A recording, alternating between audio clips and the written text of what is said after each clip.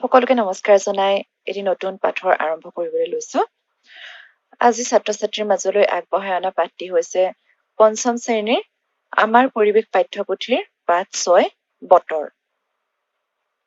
ছাত্ৰ ছাত্ৰীসকল, বতৰ শব্দটো নিশ্চয় তোমালোক আটাইৰে চিনাকি।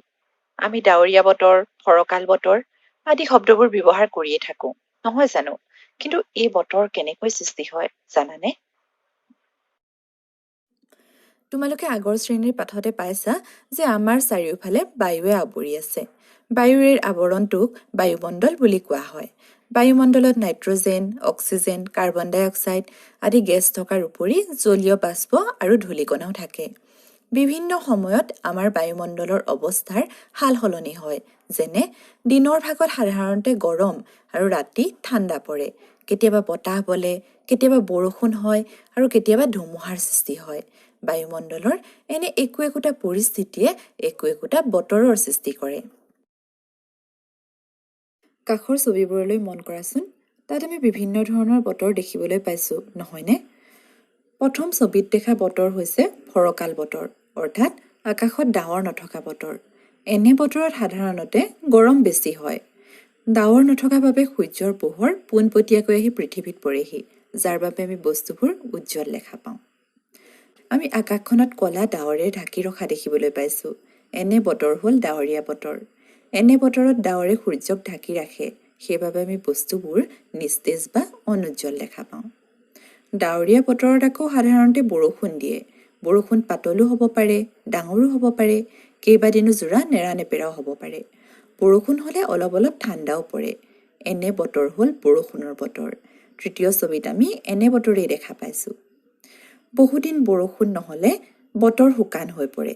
পুখুৰী, বিল আদিৰ পানীও শুকাই যায়। এনে বতৰকে খৰাং বতৰ বোলে। চতুৰ্থ ছবিত আমি খৰাং বতৰৰ এক আভাস পাওঁ। এতিয়া পঞ্চম ছবিখনলৈ মন কৰাচোন। ছবিৰ গছবোৰ বতাহত হাৱলি যোৱা দেখিছানে? কেতিয়াবা বতাহ বৰ বেগেৰে বলাৰ ফলত ঘৰ দুৱাৰ, গছ গছনি আদি ভাঙি পৰে, যাক আমি ধুমুহা অহা বুলি কওঁ। এতিয়া আমি দেখা পালোঁ যে বতৰ বিভিন্ন ধৰণৰ থাকে। বতৰ সদায় একেই হৈ নাথাকে। কেতিয়াবা গৰম হয়, কেতিয়াবা বৰষুণ দিয়ে, কেতিয়াবা আকৌ ধুমুহাও আহে। দিনটোৰ ভিতৰতে কেইবাবাৰো বতৰ সলনি হ'ব পাৰে। কিন্তু বতৰ সলনি বা পৰিৱৰ্তন কিয় হয় জানানে?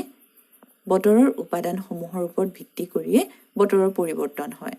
এই উপাদানসমূহ হ'ল বায়ুমণ্ডলৰ উষ্ণতা, বতাহৰ দিশ আৰু বেগ, বৰষুণৰ পৰিমাণ, মেঘৰ উপস্থিতি, বায়ুত থকা জলীয় বাষ্পৰ পৰিমাণ। এই উপাদানবিলাক কম বা বেছি হ'লে বতৰৰ পৰিৱৰ্তন হয়।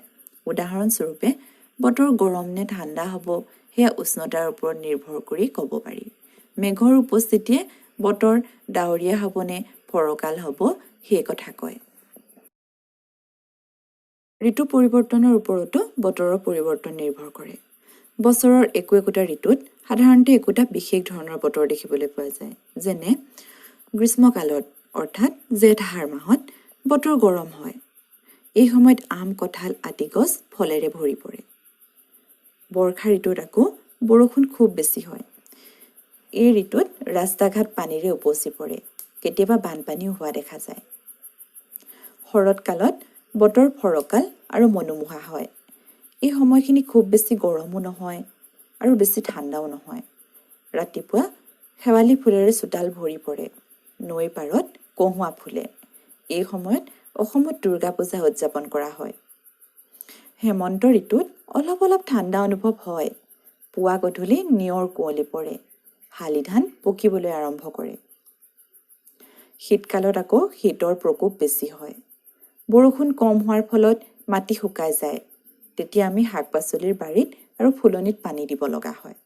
এই সময়ত ডালিয়া, নাৰ্জী, জিনিয়া আদি ফুলেৰে ফুলনি ভৰি থাকে। শাল, চেগুন, আম, কঁঠাল, বেল আদি গছৰ পাত সৰি পৰে। বসন্তকালত শীত কমি আহে। বতৰ লাহে লাহে গৰমৰ ফালে ঢাল খায়। শীতকালত পাত সৰি পৰা গছত আকৌ কুমলীয়া পাত ওলায়। কুলিৰ মিঠা মাতে পৰিৱেশ মধুৰ কৰি তোলে। এই সময়তে কপৌ ফুল ফুলে। অসমত বসন্তকালত বহাগ বিহু উদযাপন কৰা হয়। ইতিমধ্যে আমি ঋতু পৰিৱৰ্তনৰ লগে লগে হোৱা বতৰৰ পৰিৱৰ্তনৰ বিষয়ে শিকিলোঁ। এতিয়া আমি ঋতু আৰু বতৰ অনুযায়ী আমাৰ সাজপাৰ, খাদ্য আৰু থকাৰ ধৰণৰ বিষয়ে শিকিম। বতৰৰ লগত মিলাই সাজপাৰ পৰিধান কৰিব লাগে। গৰমৰ দিনত পাতল কপাহী কাপোৰ পিন্ধিবলৈ বৰ আৰামদায়ক। কপাহী কাপোৰত সৰু সৰু পিন্ধা থকা বাবে গাৰ ঘাম সোনকালে শুকায়। নাইলন, পলিয়েষ্টাৰ আদি সূতাবোৰ হৈছে কৃত্ৰিম সূতা। এনে সূতাৰে তৈয়াৰ কৰা কাপোৰ পিন্ধিলে গাৰ ঘাম ওলাই যাব নোৱাৰে আৰু এনে কাপোৰে আমাৰ ছালৰো অনিষ্ট কৰিব পাৰে। গৰমৰ পৰা হাত সাৰিবলৈ আমি বিচনীৰ বাহ লওঁ আৰু বিজুলী পাংখাও চলাওঁ। কেতিয়াবা ডাঙৰ গছৰ ছাঁত বহি গা শীতল কৰোঁ। গৰমৰ দিনত আমি ফল মূলৰ ৰস, টেঙা আঞ্জা, দৈ আদি খাবলৈ ভাল পাওঁ। শীতকালত আকৌ আমি গৰম কাপোৰ পিন্ধোঁ। ৰাতি শুওঁতে লেপ কম্বল আদি গাত লওঁ। শীতৰ পৰা হাত সাৰিবলৈ জুই তাপো লওঁ। আমি সাধাৰণতে শীতত ঊলৰ কাপোৰ পিন্ধোঁ। আমাৰ অসমত তৈয়াৰী এৰী কাপোৰৰ ব্যৱহাৰো শীতকালতে হয়। কেতিয়াবা আকৌ খুব বেছি বৰষুণ দিলে বা বতাহ মাৰিলেও আমাৰ ঠাণ্ডা লাগে। কিন্তু এই ঠাণ্ডা শীতকালৰ ঠাণ্ডাৰ দৰে নহয়। এনেকুৱা বতৰত অলপ ডাঠ কাপোৰ পিন্ধাটো ভাল। বতৰৰ পৰিৱৰ্তন যে কেৱল মাত্ৰ উপাদানৰ সাল সলনি বা ঋতু পৰিৱৰ্তনৰ বাবেই হয় তেনে নহয়। মানুহৰ কিছুমান প্ৰকৃতি বিৰোধী কামেও বতৰৰ ওপৰত প্ৰভাৱ পেলায়। কিন্তু এই প্ৰভাৱ বা পৰিৱৰ্তন ভালৰ বাবে নহয়। উদাহৰণস্বৰূপে, মানুহে গছ-গছনি কটাৰ ফলত বতৰৰ বিভিন্ন পৰিৱৰ্তন আহিছে। আগতে মেঘালয়ৰ চেৰাপুঞ্জী আৰু মৌচিনৰাম অঞ্চলত প্ৰচুৰ পৰিমাণে বৰষুণ হৈছিল। কিন্তু মানুহে প্ৰয়োজনতকৈ অধিক পৰিমাণে গছ কটাৰ ফলত আগৰ তুলনাত বৰ্তমান এই অঞ্চল দুটাত বৰষুণৰ পৰিমাণ কমিছে। তোমালোকে নিশ্চয় ৰেডিঅ', টিভি বা মোবাইল ফোনত বতৰৰ বিভিন্ন তথ্য যেনে দিনটোৰ উষ্ণতা, হৈ যোৱা বৰষুণৰ পৰিমাণ, ধুমুহাৰ গতিবেগ আদি দিয়া নিশ্চয় দেখিছা। এই তথ্যসমূহ লাভ কৰিবৰ বাবে বতৰ বিজ্ঞান বিভাগে বিভিন্ন সঁজুলি ব্যৱহাৰ কৰে। এতিয়া এই সঁজুলিবোৰৰ বিষয়ে অলপ জানোচোন আহা। প্ৰথম ছবিত দেখা সঁজুলিটো হৈছে থাৰ্মোমিটাৰ। এই থাৰ্মোমিটাৰৰ দ্বাৰা বায়ুৰ উষ্ণতা জোখা হয়। বায়ুত থকা জলীয় বাষ্পৰ পৰিমাণ আকৌ দ্বিতীয় ছবিত দিয়া হাইগ্ৰমিটাৰৰ সহায়ত জোখা হয়। ৰেইন গজৰ দ্বাৰা বৰষুণৰ পৰিমাণ জোখা হয়। এই ৰেইন গছ-গছনি বা ঘৰ-দুৱাৰৰ কাষত নাৰাখি মুকলি ঠাইত ৰখা হয়, যাতে বৰষুণৰ সঠিক পৰিমাণ আমি গম পাব পাৰোঁ।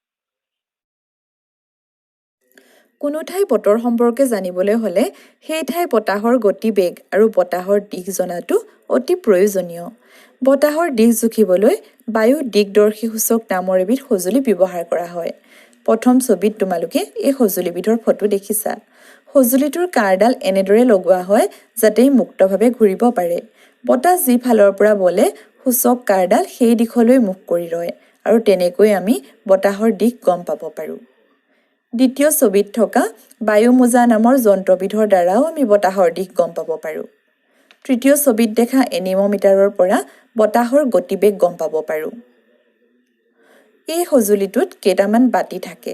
বাতিকেইটাত বতাহ লাগিলে মাজৰ যিডাল শলখা আছে সেইডাল বেগেৰে ঘূৰে। শলখাডালৰ ঘূৰ্ণন জুখিবলৈ এডাল সূচক সংযোগ কৰা থাকে। সূচকডাল আকৌ এখন ডায়েলৰ ওপৰত ঘূৰি থাকে। ডায়েলখনক দাগ কাটি থোৱা থাকে আৰু তাৰ পৰাই আমি বতাহৰ বেগ গম পাব পাৰোঁ। শলখাডালৰ ঘূৰ্ণন জুখি বতাহৰ বেগ জানিব পাৰি। আমি ৰেডিঅ', টিভি আৰু ইণ্টাৰনেট যুক্ত মোবাইল বা কম্পিউটাৰৰ দ্বাৰা বতৰৰ আগজাননী পাব পাৰোঁ। তোমালোকে নিশ্চয় টেলিভিছন বা ৰেডিঅ'ত বতৰৰ আগলি বতৰা শুনিছা। ভাৰত চৰকাৰৰ বতৰ বিজ্ঞান বিভাগে গোটেই দেশখনৰ বাবে বতৰৰ আগজাননী প্ৰস্তুত আৰু প্ৰচাৰ কৰে। কিন্তু এই বতৰৰ আগজাননী দিয়াটো বাৰু কেনেকৈ সম্ভৱ হয়? কৃত্ৰিম উপগ্ৰহে পৃথিৱীৰ চাৰিওফালে ঘূৰি থাকে। এইবোৰত কেমেৰা সংযোগ কৰা থাকে। ঘূৰি থকা অৱস্থাত এইবোৰত লগাই থোৱা কেমেৰাই বায়ুমণ্ডলত থকা ডাৱৰৰ আৱৰণ, বতাহৰ দিশ আৰু বেগৰ পৰিমাণ আদিৰ স্পষ্ট ছবি তুলি বতৰ বিজ্ঞান কেন্দ্ৰলৈ পঠিয়াই দিয়ে। এই উপগ্ৰহসমূহে অৰণ্য, মৰুভূমি, তুষাৰাবৃত অঞ্চল আদিৰ দৰে দুৰ্গম ঠাই বতৰো পৰ্যবেক্ষণ কৰিব পাৰে। বতৰ বিজ্ঞান কেন্দ্ৰত এই তথ্যবোৰ অধ্যয়ন কৰি বতৰৰ আগজাননী প্ৰস্তুত কৰা হয় আৰু তেনেকৈ আমি বতৰৰ আগলি বতৰা পাবলৈ সমৰ্থ হওঁ। বতৰৰ আগলি বতৰাই আমাক সহায় কৰে আৰু আমাৰ উপৰি কিছুমান লোকক এই বতৰৰ তথ্যই বিশেষ ধৰণে সহায় কৰে। তেওঁলোক হৈছে জাহাজৰ নাবিক, সাগৰত মাছ ধৰা মাছমৰীয়া, বিমান চালক, পৰ্বত আৰোহণকাৰী আদি। তেওঁলোকৰ কৰা কামবিলাকৰ বাবে বতৰৰ আগলি বতৰা জনাটো অতিকৈ প্ৰয়োজনীয়। আমি কি শিকিলোঁ? বতৰ বিভিন্ন ধৰণৰ থাকে। বায়ুমণ্ডলৰ একো একোটা পৰিস্থিতিয়ে একো একোটা বতৰৰ সৃষ্টি কৰে। বায়ুমণ্ডলৰ উষ্ণতা, বতাহৰ দিশ আৰু বেগ, মেঘৰ উপস্থিতি, বায়ুত থকা জলীয় বাষ্পৰ পৰিমাণ আদিৰ ওপৰত বতৰ নিৰ্ভৰ কৰে। ঋতু পৰিৱৰ্তনৰ লগে লগে বতৰো পৰিৱৰ্তন হয়।